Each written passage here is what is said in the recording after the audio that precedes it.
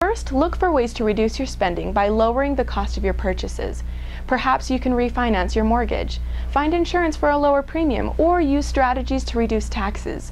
At some point, however, you may need to cut your discretionary spending. Number 4, how you invest. The ultimate size of your portfolio is a function of 2 factors: how much you save and how much you earn on those savings. Even small differences in return can significantly impact your investment portfolio. Typically, investments with potentially higher rates of return have more volatility than investments with lower rates of return.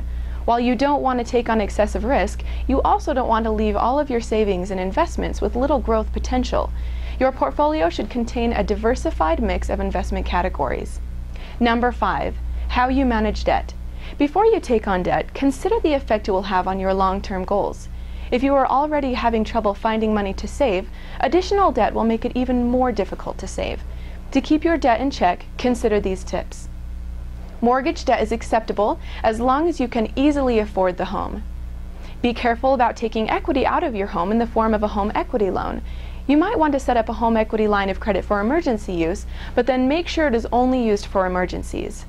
Never purchase items on credit that decrease in value. If you can't pay cash, don't buy them. And number 6, how you prepare for financial emergencies. Making arrangements to handle financial emergencies will help prevent them from adversely affecting your financial goals. Make sure to have an emergency fund covering several months of living expenses. Besides cash, that fund can include readily accessible investments or a line of credit. You'll also need investments to cover catastrophes. At a minimum, review personal liability.